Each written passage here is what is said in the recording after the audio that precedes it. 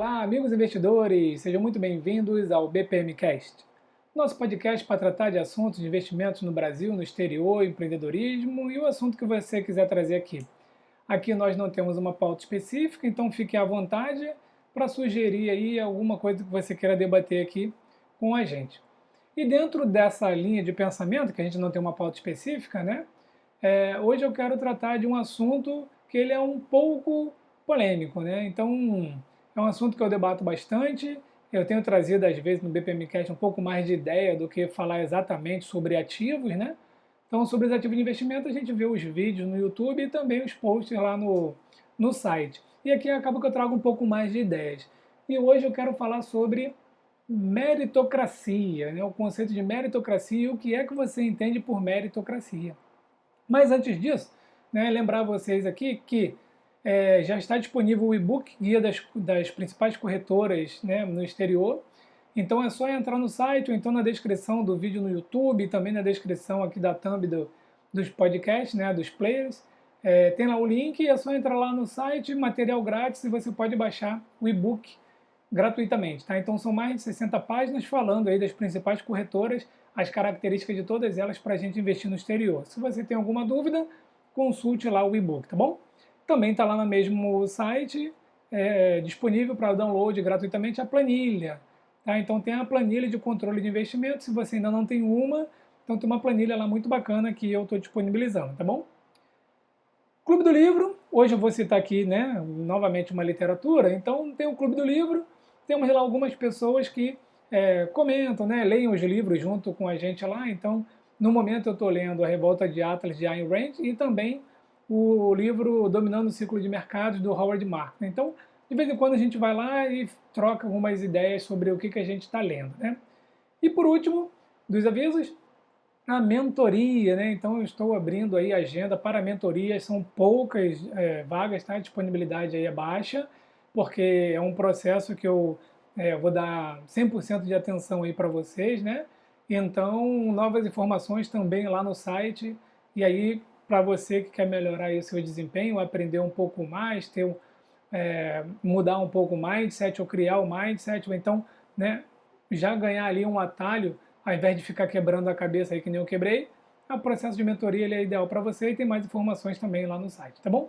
Então, olha só, vamos falar agora propriamente da meritocracia, né, que é um conceito, a gente às vezes fala, né, não, meritocracia é um conceito único, né, mas não é bem assim que funciona, né? Então, se a gente olhar lá no dicionário, tem lá meritocracia, né? Predomínio numa sociedade, organização, grupo, ocupação e etc., daqueles que têm mais mérito. Então, os mais trabalhadores, mais dedicados, mais bem dotados intelectualmente e etc. Tá? E eu vou falar sobre meritocracia justamente porque você que está aí vendo meus vídeos, vendo outros vídeos, lendo relatórios, juntando dinheiro, investindo, fatalmente, no futuro, né, não muito distante, você vai ter aí, vai cumprir seus objetivos, vai poder ter uma casa melhor, vai poder viajar, né? E o mérito foi todo seu, né? Então a gente sempre vê aquele que diz que você teve sorte ou então que você foi ajudado por alguém, né? Desqualificando todos os seus méritos por ter alcançado algum objetivo, tá bom? Então eu acho isso daqui muito importante, principalmente para quem investe, porque você vai se identificar muito com a minha ideia de meritocracia. E se você discordar, fique à vontade para fazer comentários, porque o que é muito bom é a dialética, é a gente bater papo e trocar informações aqui sobre o que um acha, o que o outro acha e colocar os pontos de vista, tá bom? Então, falando agora do conceito de meritocracia, né? Agora opiniões minhas, né? Opinião pessoal. Então, a gente tem essa questão aí da meritocracia deturpada, tá bom? Por quê? Porque quando a gente vê muitas pessoas comentando, né, principalmente nas mídias, alguns defensores aí de igualdade social pela televisão, dizem, mas a gente não pode comparar, né, uma pessoa que está numa escola pública com uma pessoa que está numa escola particular, na escola privada, ou então uma pessoa que nem está na escola, né? Obviamente a gente não pode comparar. Isso é fato. Então isso aí, na minha opinião, a gente não precisa nem levar a esse nível o debate. Então eu não posso comparar o desempenho de uma pessoa que tem todos é, os recursos, né, para estudar e de uma pessoa que não tem todos os recursos. Então, eles não são iguais, a gente não consegue falar em meritocracia, tá bom? E aqui eu já faço um parênteses, tá? Ter um bom estudo, escola particular, ter um computador, um escritório em casa, né, os pais poderem pagar curso de inglês, enfim, isso não garante que a pessoa vai ser bem-sucedida na vida, tá bom? Então, isso daí é um mito, tá? Então, assim, ó, exemplos vocês aí vão encontrar no meio de vocês. Exemplos eu tenho vários aqui também no meu meio, né? E muitas pessoas que têm tudo e não são bem-sucedidas na vida. E pessoas que têm o mínimo e elas conseguiram ser bem-sucedidas na vida, tá? Então, a gente não está comparando uma com a outra, mas eu só estou dizendo que não é ter todos os recursos não é sinônimo de sucesso. O sucesso está mais ligado a você, está mais ligado à sua força de vontade, ao que você quer fazer, né? A sua dedicação. Você tem que abdicar de algumas outras coisas. Então, o sucesso depende de você, o que acaba levando a gente a tocar de novo na meritocracia. Tá? Então, mesmo com essa desigualdade, né, de ponto de partida, que é o que o pessoal gosta muito de comentar, né? Os dois não partem, não saem do mesmo lugar. Um já sai daqui, o outro daqui, eles vão para uma corrida, obviamente quem saiu aqui vai ganhar. Bom, essa seria a lógica, mas nem sempre. Né? Às vezes esse daqui para pelo caminho e esse daqui passa o outro. Então, se você conhece alguém ou se você é essa pessoa que não teve tudo de mão beijada, né? E mesmo assim conseguiu chegar num lugar e vencer, dentro da sua expectativa, né? Então, mérito seu que chegou lá, tá bom? Mas o que eu falo da questão, então, da meritocracia, né?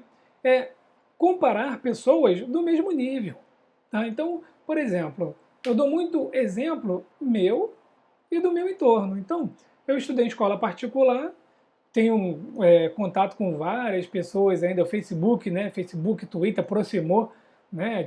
Tem gente que eu fiquei aí 15 anos sem ver, e de repente a gente se encontra em grupos e aí bate papo e até se encontra pessoalmente. Então, eu vejo lá do meu meio, né, da escola do segundo grau, lá dos ISOs de 95, 96, 97, 98, depois 99, quando eu estava na academia da Força Aérea, eu vejo as pessoas que estudaram comigo na mesma sala de aula. Eu vejo pessoas que tiveram as mesmas oportunidades que eu. Em que sentido? Sentaram na mesma sala de aula. Então, se sentaram na mesma sala de aula, tiveram o mesmo professor, tiveram os mesmos exercícios, né? O tempo para estudar é de cada um, a gente fazia grupo de estudo, essas pessoas estavam no grupo de estudo e algumas não estão no nível que eu estou e outras estão no nível acima do que eu estou. O que vai definir isso daí? Sorte? Não é. Né? Então, alguns são médicos, outros são dentistas, outros estão por aí vagando, né? E geralmente os que estão vagando estão reclamando, né? Estão dizendo que nós que temos alguma coisa, né? Fomos ajudados de certa forma. Bom, eu não vou ficar falando de mim, mas eu venho de família muito humilde, né? Baixada Fluminense do Rio de Janeiro, enfim. E então assim, não é uma questão, né, exatamente de ter a escola particular, você vai ter sucesso, tá? Então, pegando o pessoal que estudou comigo, e eu não estou falando de uma turma, estou falando de várias turmas, né? Alguns se dedicaram mais, alguns estudaram mais, alguns abdicaram de tempo, né? De quando a gente era adolescente, de ir para uma night, né? Para uma festa, enfim, e aí foram estudar, tá bom? Então, eu mesmo, para passar para a Academia da Força Aérea, em 1998, eu tirei o ano inteiro para estudar. Eu acordava 6h30, começava a estudar às 7h, e aí eu estudava até 9h da noite. E fiz isso durante um ano inteiro, e eu lembro muito bem que eu resolvia livro inteiro. Então eu não podia errar, eu não queria mais que meus pais pagassem escola para mim, e aí eu pegava o livro inteiro. Para quem fez concurso público daquela época aí, vai lembrar dos 10 livrinhos do Fundamentos da Matemática Elementar e os 3 livrinhos, né, dos Fundamentos da Física. Então, dos 10 livros de Matemática Elementar, eu resolvi 7, né, completo, E o Física 1, Física 2 resolvi completo também, e o Física 3 eu resolvi ele pela metade. Então, graças a Deus, eu consegui passar no concurso, né? Então, mas foi um ano que eu dediquei aos estudos. Outras pessoas da minha turma não passaram. Eu tenho um primo que ele só veio passar para a Academia da Força Aérea 4 anos depois de mim. E ele estudava comigo, né? Enfim, só que na época, em 98 principalmente, ele saía mais, se divertia mais e eu ficava em casa mais estudando. Então, entre nós dois, eu tive um mérito, né, maior, por isso que eu cheguei lá antes dele. E depois ele foi lá e deu o gás dele e aí ele acabou chegando lá. E aí, para ilustrar essa questão do mérito, né, como a gente fala de literatura, fala da Ayn Rand, né, e lá no Clube do Livro também, né, a gente debate lá alguns pontos, eu quero trazer para vocês aqui, eu vou ler um trecho, tá bom? Para quem está no YouTube, eu vou chegar para cá, porque eu vou colocar aqui a imagem para vocês acompanharem, e eu vou ler um trecho aqui muito interessante sobre meritocracia, e aí vocês vão decidir o que se está certo ou não o trecho do livro aqui da Ayn Rand, A Revolta de Atlas, tá bom? Então, olha só, a gente vai ler um parágrafo aqui, ó. Então tá lá, mamãe, é alguma coisa importante? Hoje estou ocupadíssimo. Você não é a única pessoa no mundo que tem problemas. É claro que é importante. Você acha que eu ia dar o trabalho de pegar o carro e vir até aqui se não fosse importante? O que foi? É Philip. O que há com ele? Ele anda triste. E daí? Acha que não é direito ele depender da sua caridade e viver de esmolas, e não ter um tostão que tenha ganhado com o próprio esforço. Ora, disse Rearden, surpreso, sorridente, há algum tempo que eu espero que ele chegue a essa conclusão. Não é direito um homem como ele, uma pessoa sensível, viver desse jeito, disse a mãe, né? Certamente, disse Rearden. Ainda bem que concorda comigo, por isso você tem que arranjar um emprego para ele. Arranjar o quê? Um emprego para ele, aqui na siderúrgica. Mas um emprego bom, limpo, é claro, com uma mesa e um bom salário, em que ele não tenha que se meter com esses operários e essa fornalhas fedorentas. Ele estava certo de que estava ouvindo aquilo, mas não conseguia acreditar. Mamãe, você não está falando sério. Estou sim, eu sei que é isso que ele quer, só que é orgulhoso demais para pedir. Mas se você oferecer um emprego a ele, de modo que pareça que você é que está lhe pedindo um favor, eu garanto que ele aceita. Foi por isso que vim até aqui, para falar sobre isso, para que ele não descubra que foi ideia minha. Enfim, né? E aí segue-se então o livro, né? Se você ainda não leu, é bastante interessante. Tem muitas passagens desse tipo aqui. Então aqui a gente, né, observa que a mãe do Rearden aqui, né, está pedindo para ele dar um emprego para o irmão. O irmão não entende nada da empresa, né, de siderúrgica, não trabalha lá, enfim, não tem qualidade nenhuma para estar lá, mas a mãe quer que dê um emprego para ele e que ainda pareça, tá, que esse emprego foi um favor, que ele está sendo requisitado lá para a empresa. Então, não tem mérito, né? E aí, leiam lá o livro, né? E se quiser, entra lá no. Vou deixar o link aqui também do Clube do Livro e a gente debate esse tópico lá. E aí me remete aqui a mais um tópico muito, assim, muito discutível, né? Um tópico para debater bastante, que é sobre as cotas. Então não vou debater sobre cotas, eu vou só dar um exemplo aqui, por exemplo, de cotas para o ITA, Instituto Tecnológico da Aeronáutica, né? Vou deixar só o parênteses aqui de que sobre cotas, né? Para mim, a gente tem que ter cota social e não cota racial. Enfim, discussão longa essa daí, né? Até mesmo porque eu morei no Rio Grande do Sul por vários anos e lá no interior do Rio Grande do Sul a gente vai encontrar crianças loirinhas, dos olhos azuis, morando em casebres. Tá?